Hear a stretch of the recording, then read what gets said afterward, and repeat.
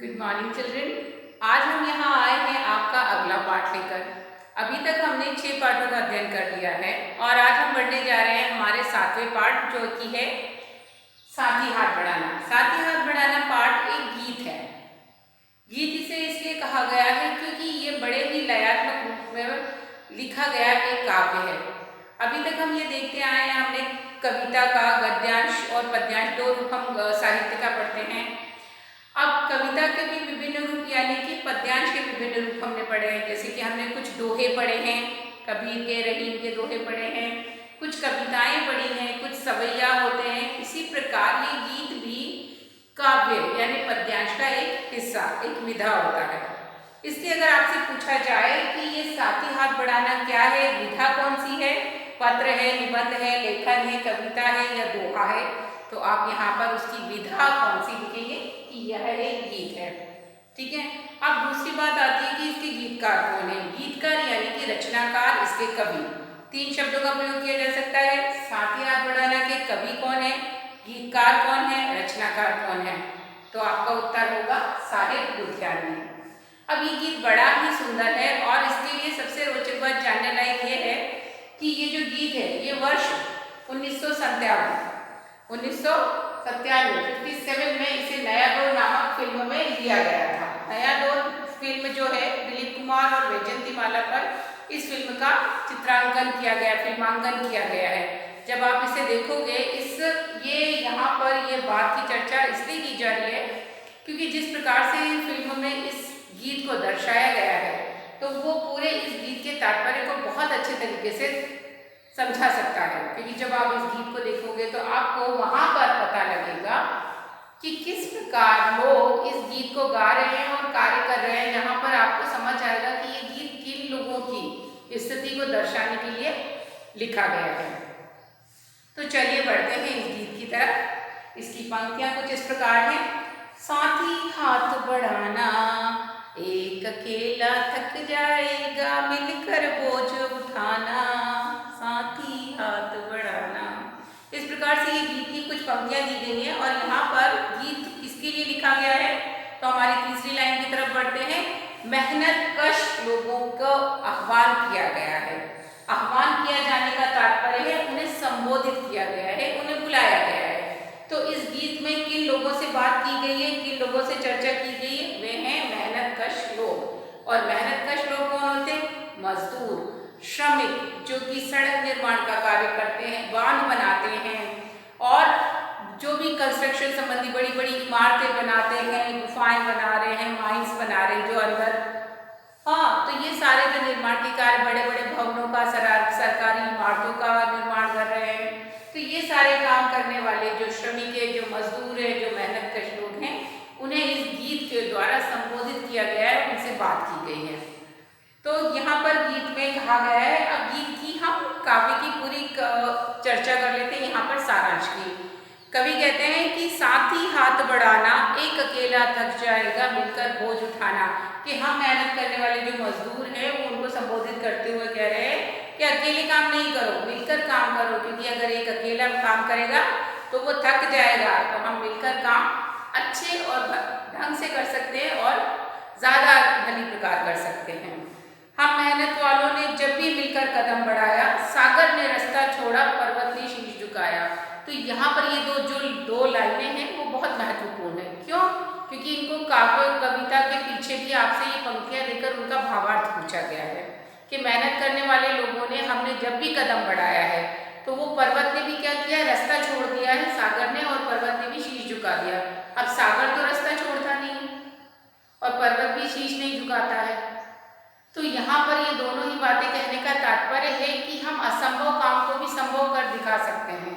ये एक उन्होंने लोकोक्ति की तरह प्रयोग किया है, जैसे कि सागर का रास्ता छोड़ना और पर्वत का शीश झुकाना क्या है, असंभव काम है। तो जिस प्रकार ये असंभव काम है, उसी प्रकार हम मजदूर लोग अपनी मेहनत से ये असंभव कार्य को भी संभव कर सकते हैं। यानी कि हम पर्वतों को तोड़कर उनके बीच से रास्ते निकालते, टनल बनाते हैं, सुरंगें बनाते हैं, जिसमें से हमारी ट्रेन, सड़कें बन रही हैं, यातायात के साधन इधर उधर जा रहे हैं। तो ये सारी चीज़ें संभव किसके द्वारा हो पाई? हम मजदूरों के द्वारा। फिर फौलादी है सीने अपनी, फौलादी है बाहें, हम चाहें तो चट्टानों में पैदा कर दे रहा है।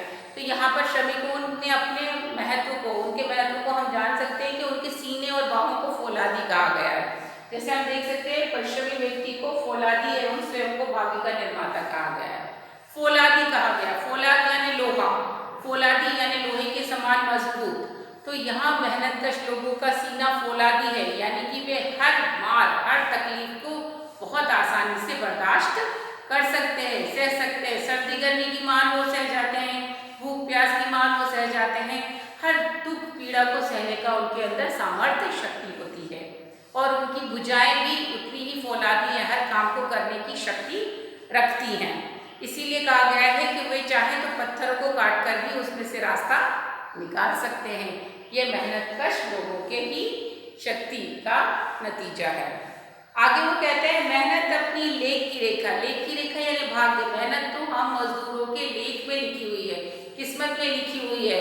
हम हमेशा से मेहनत करते आए हैं, लेकिन कल तक गैरों की खातिर की, आज अपनी खातिर करना। अभी तक हम गैरों के लिए मेहनत करते आ रहे थे, उनके लिए काम करते आ रहे थे, लेकिन अब समय आ गया है जब हमें अपने लिए मेहनत करनी होगी। अपना दुख भी एक है साथी, अपना सुख भी एक, अपनी मंजिल सच की मंजिल, अपना रास्ता नेक। आगे कवि कह रहे हैं कि हम सब मजदूरों की जो मंजिल है वो एक ही है, हम सब मिलकर काम करेंगे। हमारा रास्ता सच्चाई का रास्ता है, हम अपनी मेहनत से उस सच्चाई के रास्ते पर जरूर पूरे उतरेंगे, पहुंचेंगे।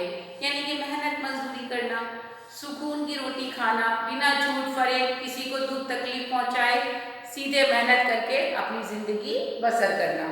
तो इस प्रकार यहाँ पर वे एक दूसरे से मिलकर कार्य करने के लिए बात कर रहे हैं। अब आखिरी स्टैंजा यानी कि पद्यांश की तरफ आते हैं, जहाँ पर उन्होंने एक सीख दी है। इस पद्यांश के माध्यम से बताया कि किस प्रकार एक अकेला व्यक्ति दुर्बल हो जाता है, उसमें उतना शक्ति नहीं होती, और अगर एक से एक मिलकर सब इकट्ठे हो जाए तो समूह यानी संगठन की शक्ति है, जो हमारा लास्ट बिंदु अगला पॉइंट एकता और संगठन की शक्ति को दर्शाया गया है कि किस प्रकार एकता और संगठन में बल है।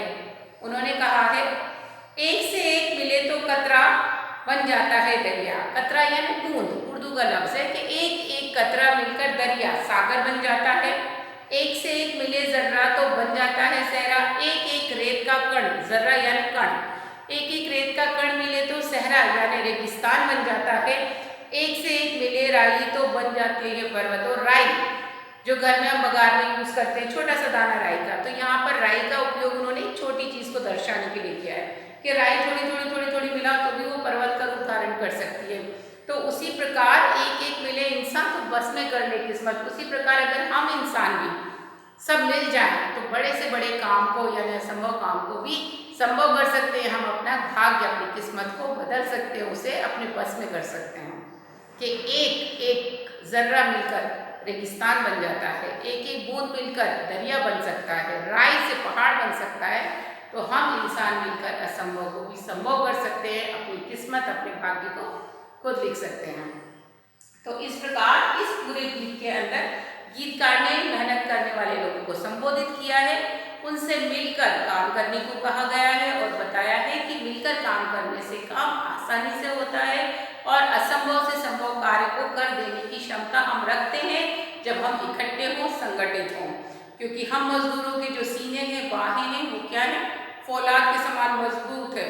हम हर मार, हर संकट, हर पीड़ा को बर्दाश्त करने की, सहन करने की शक्ति रखते हैं। हमारे अंदर वो ताकत है कि हम पर्वतों को भी तोड़कर, चट्टानों को तोड़कर उनके अंदर रास्ता बना सकते हैं, उनके अंदर से उनको झुका सकते हैं, यानी असंभव काम को भी संभव कर देने की क्षमता हमारे अंदर है। हम अपने भाग्य के निर्माता स्वयं हैं, हम खुद अपनी किस्मत लिख सकते हैं क्योंकि हमारे हाथों में, हमारे सीने में फौलाद की ताकत है। तो यहाँ पर आपको क्या करना है, इस गीत के माध्यम से आपको ये सारे पॉइंट्स अपने नोटबुक में नोट डाउन करने हैं। इनमें हमें याद रखना है इसके गीतकार कौन है, साहिर लुधियानवी। कब ये गीत का जो फिल्मों में लिया गया था, कौन सी पिक्चर में से लिया गया है, नया दौर। एक बार आप देखिएगा ताकि आपको इसका जो पंक्तियाँ लयबद्ध रूप से आप उसे सीख भी पाओगे और समझ पाओगे कि ये किस परिस्थिति में बैठता है। तो यहाँ पर फिल्म से लिया गया है, किन लोगों का आह्वान किया गया है, मेहनतकश लोगों को, किस बात पर बल दिया गया है? मिलकर कार्य करने के। और उन्होंने व्यक्ति के सीने और बाहों को फौलादी कहा है, किसके? परिश्रमी व्यक्ति के। और उसे कहा है कि वह स्वयं का भाग्य निर्माता है और एकता और संगठन के बल की शक्ति को दर्शाया है। तो यह तो हुआ हमारे कविता का, इस गीत का सारांश। आपको ये पॉइंट्स को इसी तरीके से लेखबद्ध कर लेना है और प्रश्नों के उत्तर की चर्चा के लिए, आगे के अभ्यास के लिए हम आपसे फिर मिलेंगे। तब तक के लिए अभ्यास कीजिए, अपना ध्यान रखिए।